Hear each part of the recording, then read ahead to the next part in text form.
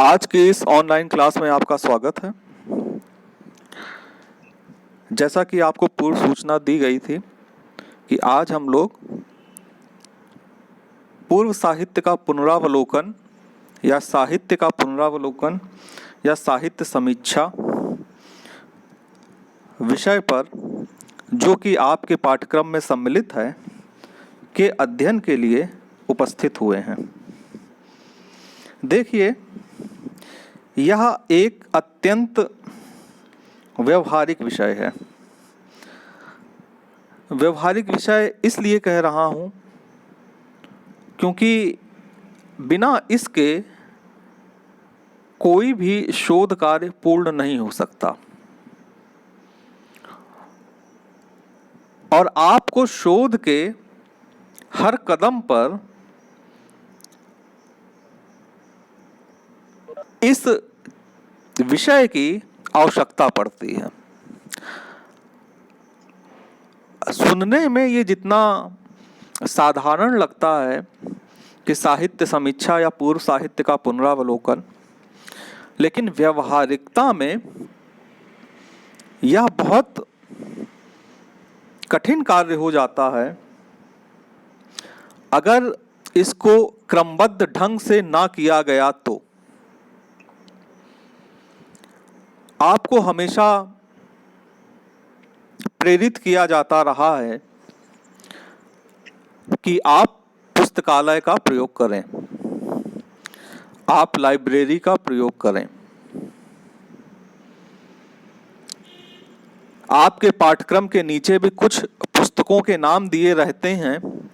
वो इसीलिए दिए रहते हैं कि आपसे अपेक्षा की जाती है कि आप अपने इस पेपर के अध्ययन के लिए इन पुस्तकों को अवश्य पढ़ेंगे। कुछ हिंदी में भी लिखी रहती हैं, कुछ इंग्लिश में भी लिखी रहती हैं।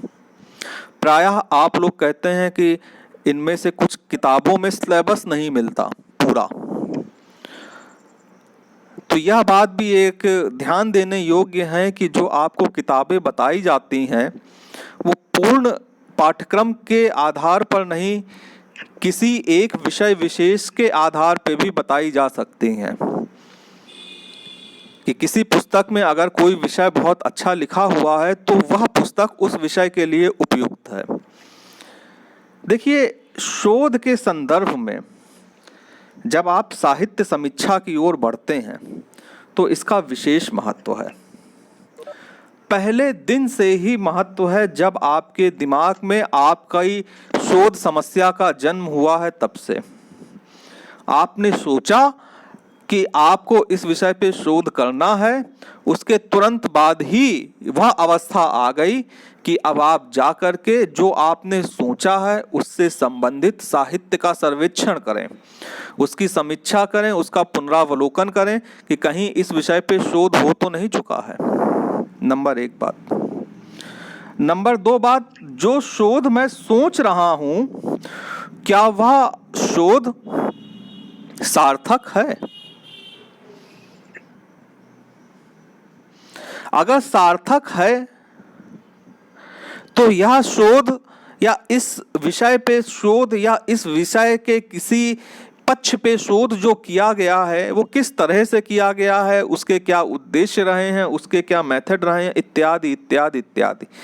यानी कि आप अपनी मानसिक तैयारी भी इसी शोध साहित्य की समीक्षा के आधार पर ही करते हैं।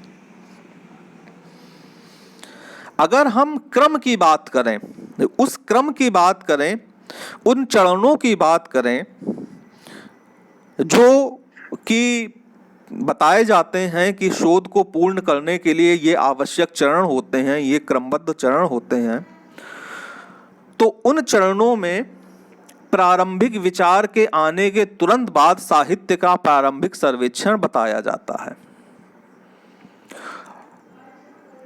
साहित्य के प्रारंभिक सर्वेक्षण के पश्चात ही आप अपनी शोध समस्या निश्चित कर पाते हैं और आपको अपनी शोध कार्य की सफलता का पूर्वानुमान हो पाता है कि आपको एक रूपरेखा आपके पास में होती है कि आप इस प्रकार से सफलतापूर्वक अपना शोध संपादित कर सकेंगे।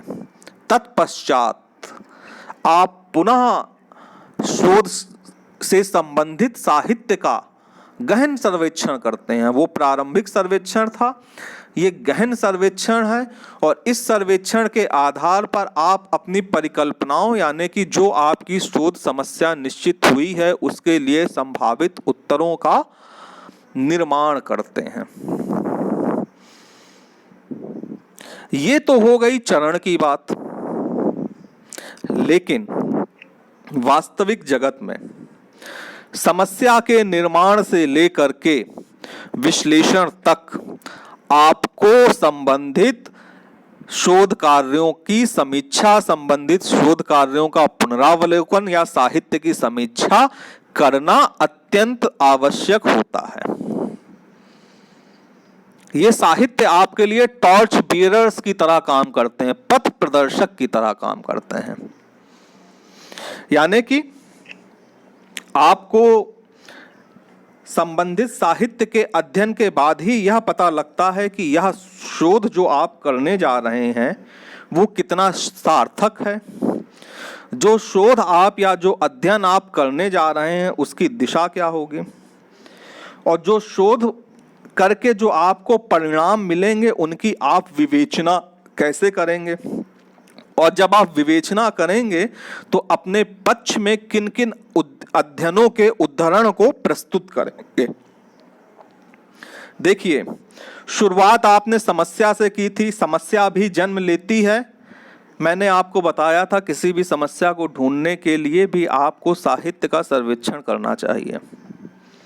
बहुत सारे स्कॉलर जो अच्छे होते हैं वो अगर किसी एक पक्ष का अध्ययन कर रहे होते हैं तो कंक्लूजन में जा करके ये स्पष्ट कर देते हैं कि उन्होंने इस विषय का अध्ययन या इस पक्ष से संबंधित अध्ययन नहीं किया है, इस पे शोध किया जा सकता है।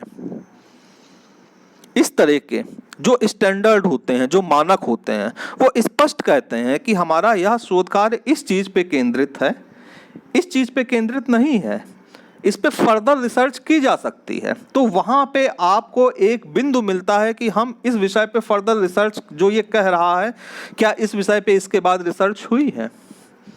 तो आपको एक दिशा मिलती है, उस दिशा में आप खोजना शुरू करते हैं। इसलिए समस्या का प्रादुर्भाव कहां से हुआ? साहित्य के सर्वेक्षण से। समस्या के प्रादुर्भाव के बाद में आप जैसे जैसे आगे बढ़ते गए, अब आपको समस्या मान लीजिए आपने ढूंढ ली, तो उसके लिए जो समाधान होगा, उस जो प्रस्तावित समाधान होगा, वो भी आपको संबंधित साहित्य से ही मिलेगा। क्यों मिलेगा? क्योंकि जिस परिकल्पना को का आप निर्माण कर रहे हैं उसका परीक्षण भी करना है। आपकी परिकल्पना परीक्षण योग्य होनी चाहिए। तो आपको यह अवश्य देखना पड़ेगा विभिन्न अध्ययनों में कि इस अध्ययन से संबंधित अगर किसी परिकल्पना का निर्माण किया गया है तो उसका परीक्षण किस प्रकार किया गया है, और यह जो मैं अध्ययन कर रहा हूं इसमें इस प्रकार की परिकल्पना का निर्माण और इस विधि से क्या परीक्षण किया जा सकता है परिकल्पना का। तो इस तरह से आपको अध्ययन करना है। अध्ययन करने का मतलब यह नहीं होता है कि आपने जो समस्या सोच ली और उस समस्या से संबंधित एक शब्द आप लिखा हुआ पा गए तो आपको वही उतार देना है। समस्या का अध्ययन यह बिल्कुल भी नहीं होता है।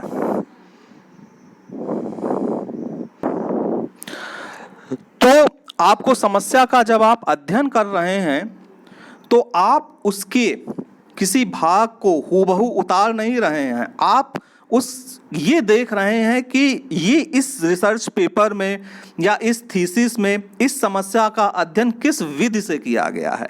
यानी कि आप उसकी मेथोडोलॉजी पे फोकस हैं, उसके रिजल्ट पे फोकस नहीं है कि उसने किस मेथड का इस्तेमाल किया है। इस बात को बहुत ध्यान से समझिएगा कि आप अगर देखेंगे तो क्या देखेंगे, उसके रिजल्ट्स आप प्रयोग कर सकते हैं एज ए रेफरेंस जब आप अपना एनालिसिस दें तब, उससे पूर्व। लेकिन आपके लिए महत्वपूर्ण क्या है? मेथोडोलॉजी। किस मेथड से, किस टेक्निक से, किस तरीके से, कौन सा स्टैटिस्टिकल एनालिसिस किया, कोरिलेशन लगाया, रिग्रेशन लगाया, किस तरीके से उसने इस स्टडी को के ये रिजल्ट्स लेकर के आया। तो क्या मैं अपने अध्ययन में इन विधियों का इस्तेमाल कर सकता हूं? इस चीज के अंतर्गत, यानी कि संक्षेप में समझिए कि आपके संबंधित साहित्य के अध्ययन के उद्देश्य क्या होते हैं। सबसे नंबर 1, समस्या का निर्धारण। नंबर 2, समस्या को सुसंगत और सीमित रूप में प्रकट करना। नंबर 3, समस्या का परिभाषीकरण। ये आपके पहले यानी कि प्रारंभिक साहित्यिक सर्वेक्षण के अंतर्गत आ गया। अब उसके बाद जब आप गहन सर्वेक्षण करेंगे तो वह गहन सर्वेक्षण क्या निश्चित करेगी कि आप कौन सी परिकल्पना बनाने जा रहे हैं, यानी कि परिकल्पना का निर्माण और परीक्षण की विधियां। तत्पश्चात विश्लेषण के समय भी आपको इस संबंधित साहित्य के सर्वेक्षण की जगह जगह पे आवश्यकता पड़ेगी। तो ये हो गई इसकी उपयोगिता। कहां पे? परिकल्पना के निर्माण में, समस्या के निर्माण में, अध्ययन की सार्थकता स्पष्ट करने में और विश्लेषण में। अब बात यह उठती है कि आप यह काम करेंगे कैसे। आपके सामने तो एक अथाह भंडार है। जब अथाह भंडार है तो उस अथाह भंडार को आप किस तरीके से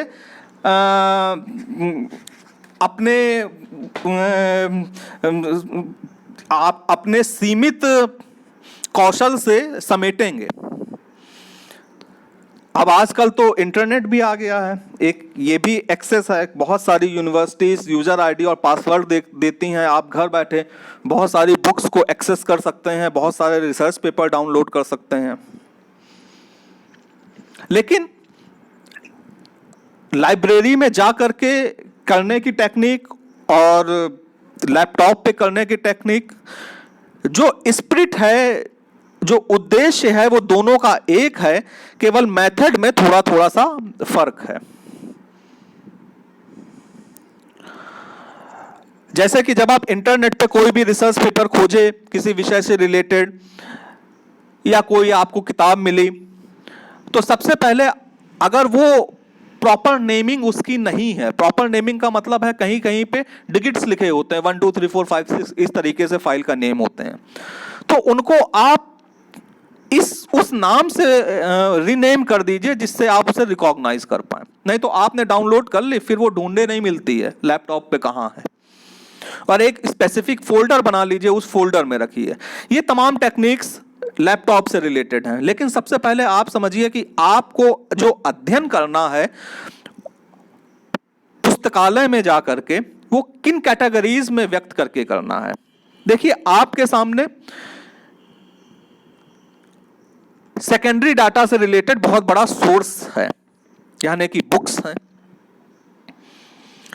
बुक्स के बाद में कुछ अप्रकाशित शोध ग्रंथ हैं, कुछ डेजर्टेशंस हैं जो एमए लेवल पे होती हैं, रिपोर्ट्स हैं जो बच्चों ने, आप लोग जिस तरीके से करते हैं उस तरीके वाला मत समझिएगा। कुछ जगहों पे एमए लेवल पे क्षेत्रीय सर्वेक्षण का कार्य, फील्ड सर्वे का कार्य बहुत संजीदगी से कराया जाता रहा है। और ये मैंने कुछ रिपोर्ट्स देखी हैं, वो रिपोर्ट्स लगभग 80-81 का जमाना होगा, और उस समय जिस तरीके की रिपोर्ट्स देखी हैं वो एक तरीके की पीएचडी की पहले वाली तैयारी ही है। तो अप्रकाशित ग्रंथ हो गए, फिर अन्य पत्रिकाएं और समाचार पत्र हो गए। ये 3 वृहद कैटेगरी है। अब ये जो प्रकाशित पुस्तकें हैं, इन प्रकाशित पुस्तकों में देखिएगा कुछ पुस्तकें आपको लगेंगे कि ये मूलभूत पुस्तक है। आपको अपनी शोध समस्या यानी कि इस समस्या पे अगर कार्य करना है तो इस पुस्तक का अध्ययन नितांत आवश्यक है। आप कुछ उनमें भी श्रेणी होंगी, कुछ मूलभूत महत्व की पुस्तकें होंगी, कुछ गौड़ महत्व की पुस्तकें होंगी, कि वह पुस्तक पूरी तौर पे उपयोगी नहीं होगी, उसका कोई हिस्सा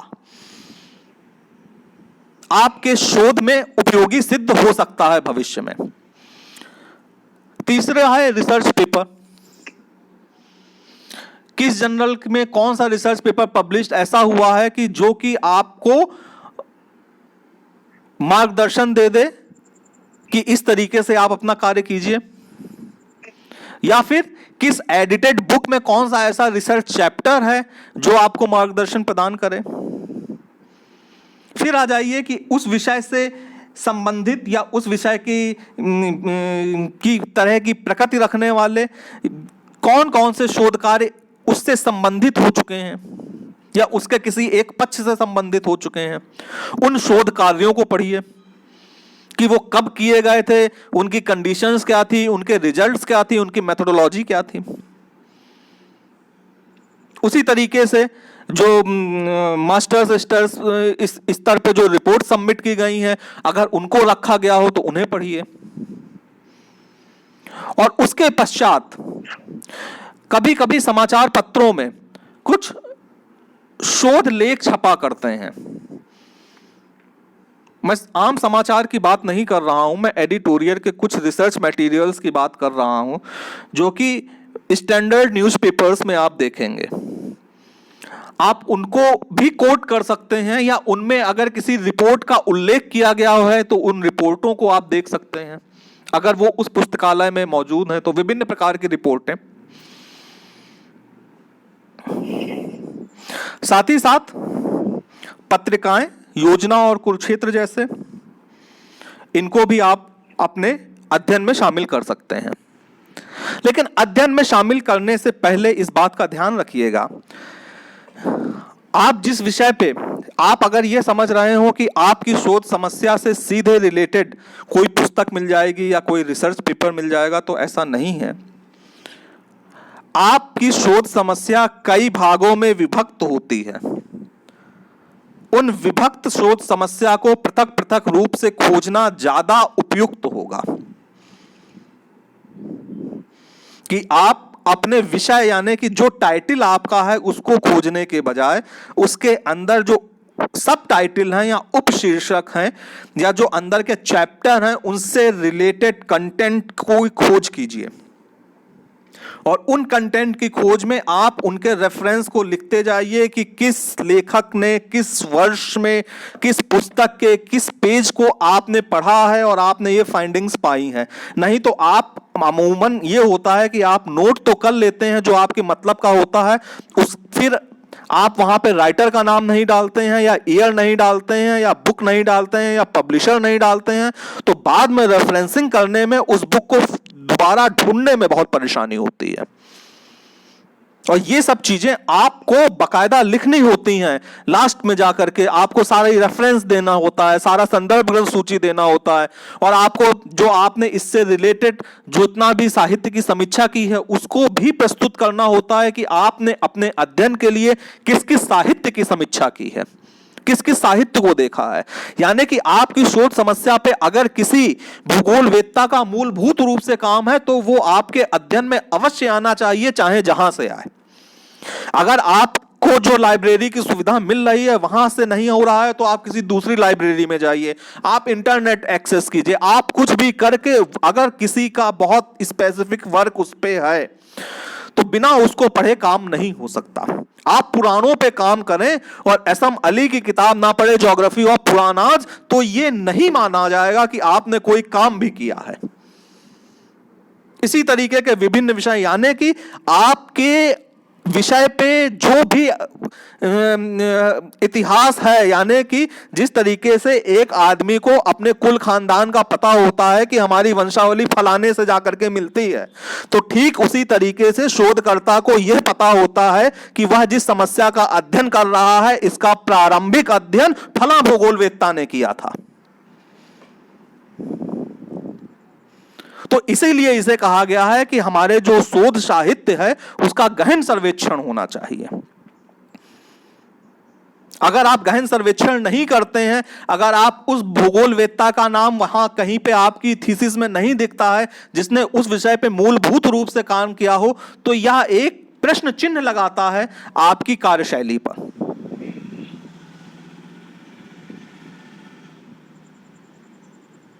बाकी पुस्तकालय में जाने के कुछ नियम होते हैं, कुछ वो उनको पालन करते हुए ही सारी आपको लाइब्रेरी एक्सेस करनी चाहिए कि वो क्या फैसिलिटीज दे रहे हैं, वो फोटोकॉपी करने दे रहे हैं, वो इमेज खींचने दे रहे हैं, वो पीडीएफ बनाने दे रहे हैं कि नहीं बनाने दे रहे हैं। इस विषय में हर एक पुस्तकालय के अलग अलग नियम होते हैं, उनका यथासंभव पालन करना चाहिए। और यथासंभव आपको यह भी पता होना चाहिए कि आपकी रुचि से संबंधित पुस्तकें किस सेक्शन में रखी हुई हैं, और आप जिन पुस्तकों का अध्ययन कर रहे हैं उसका उस लाइब्रेरी में क्या क्रमांक है, उसको भी नोट कर लीजिए। इससे उन्हें खोजने में आपको आसानी होगी। अगला एक महत्वपूर्ण पक्ष यह है कि आपके शोध का जो स्वरूप होता है वो अंतर विषयक होता है। बहुत सारे विषय ऐसे होते हैं जो भूगोल में भी हैं और उसी से मिलता जुलता समाजशास्त्र में भी है, उसी से मिलता जुलता अर्थशास्त्र में भी है। तो आप जब लाइब्रेरी में जाते हैं, हालांकि आप जो विवेचन करेंगे, जो विश्लेषण करेंगे, वो भौगोलिक दृष्टिकोण से करेंगे, लेकिन आप अपने अध्ययन को समृद्ध बनाने के लिए समाजशास्त्र और अर्थशास्त्र के सेक्शन में भी जा सकते हैं और देख सकते हैं कि उन्होंने मेरे विषय से संबंधित समाजशास्त्रीय दृष्टिकोण से और अर्थशास्त्र के दृष्टिकोण से क्या कार्य किया है। जैसे कि प्रवास समाजशास्त्र में भी है, अर्थशास्त्र में भी है, भूगोल में भी है। फिर आप उस अध्ययन को भौगोलिक रूप दे सकते हैं। वो आपके अपने चिंतन पे निर्भर करेगा कि आप उस अध्ययन को किस रूप में, भौगोलिक रूप में प्रकट करें। तो इस तरीके से जो यह साहित्य की समीक्षा है या साहित्य का पुनरावलोकन है, व्यवहारिकता के दृष्टिकोण से अत्यंत महत्वपूर्ण है। और यह व्यवहारिकता आप जैसे जैसे कार्य करेंगे आपको खुद ही इसकी महत्ता का अंदाजा लगेगा। जो थ्योरेटिकली था वो थ्योरेटिकली यही था कि आप साहित्य का जो पुनरावलोकन करते हैं वो पुनरावलोकन 4 चरणों में विशेष रूप से काम आता है। पहला, समस्या के निर्धारण में, यानी कि आप जब प्रारंभिक रूप से मानसिक रूप से अपनी तैयारी कर रहे होते हैं किसी विषय पे अध्ययन करने की, किसी शोध समस्या पे कार्य करने की, उस समय। तत्पश्चात समस्या के परिभाषीकरण में कि अब आपने निश्चित कर ली है कि आपकी समस्या ये होगी, तो हम उसको सुसंगत और सीमित शब्दों में स्पष्ट कर सकें कि हमारी समस्या यही है और हम सिर्फ ये इसी का अध्ययन करेंगे। ये हमारे अध्ययन के चर हैं और ये चर हमारे जो हैं वो अध्ययन से असंगत हैं। यानी कि संगत और असंगत चरों के पहचान में भी साहित्य की समीक्षा काम आएगी। तत्पश्चात आप जब परिकल्पना का निर्माण करेंगे, यानी कि जो शोध समस्या जिस पर आप शोध कर रहे हैं, जो एक प्रश्न के रूप में आपके सम्मुख है, उसका प्रस्तावित और संभावित उत्तर क्या हो सकता है, उसके निर्धारण में। फिर परिकल्पना परीक्षण के लिए आप किस सांख्यिकी विधि का प्रयोग करें, उसके संदर्भ में। तत्पश्चात जो प्राप्त निष्कर्ष होंगे उनके विश्लेषण में विभिन्न उद्धरणों के रूप में। इन स्थानों पर आप संबंधित साहित्य के पुनरावलोकन को या संबंधित साहित्य की समीक्षा को या साहित्य समीक्षा को या साहित्य पुनरावलोकन को अपने लिए लाभकारी पाएंगे। आज के इस व्याख्यान को मैं यहीं पे खत्म करता हूं और आप लोगों को शंका समाधान हेतु प्रश्न करने के लिए आमंत्रित करता हूं।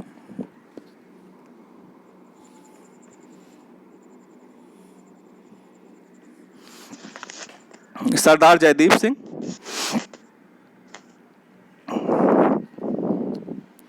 अमृता कुमारी, ठीक है, अमृता कुमारी,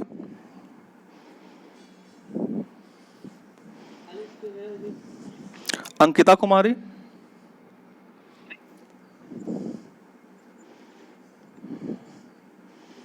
अनुराधा, विनीता शर्मा, सीबी, ठीक है सर। कृपा, कृष्णा, सर। कुमारी बबीता, ठीक है सर। मधु, मनीषा,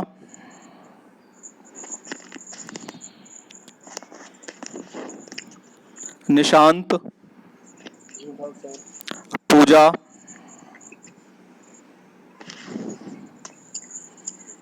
पूनम, रामानुज, कोई दिक्कत नहीं है सर। रोशन,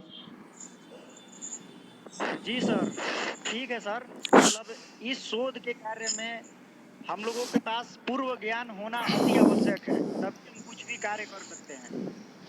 हाँ, आपको जैसे कि कोई समस्या या कोई शोध का विषय सामने आया तो आप जी के लिए उपयुक्त यही रहेगा कि आप सर्वप्रथम लाइब्रेरी में जाके उससे संबंधित अध्ययन करके ये पता कर लें कि उस पे कोई कार्य हुआ है या नहीं हुआ है। जी ठीक है। अगर ठीक है सर। हाँ, नहीं नहीं अभी समझ लीजिए, अगर कोई कार्य नहीं हुआ होगा, ठीक है, वह एकदम नवीन विषय होगा, तो आपको निष्कर्ष प्राप्त करने में यानी कि अपने शोध को आगे बढ़ाने में अत्यंत कठिनाई होगी। आप कर सकते हैं शोध एकदम नवीन विषय पे भी, लेकिन आपके पास में मार्गदर्शन के लिए कोई आधार नहीं होगा। और दूसरा, आपको यह पता लग जाएगा इस पे पहले कार्य हुआ है कि नहीं हुआ है, कहीं आप किसी किए हुए कार्य पे पुनरावृत्ति तो नहीं करने जा रहे हैं। क्योंकि शोध का एक पक्ष ये भी होता है कि आपका कार्य नवीन हो और मौलिक हो। तो आपके शोध में नवीनता कहाँ पे है, या कौन सा पक्ष ऐसा है जो कि पहले छूट गया है और आप उसे सम्मिलित कर रहे हैं अपने शोध में, और जो आप अध्ययन कर रहे हैं वो सार्थक भी है कि नहीं है, इन सारी बातों का ज्ञान आपको तभी हो पाएगा जब आप संबंधित साहित्य का सर्वेक्षण करेंगे। जी सर। ठीक है। ठीक है सर। ठीक। शुभम कुमार,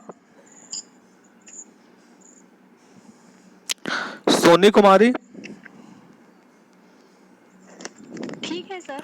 स्वीटी कुमारी,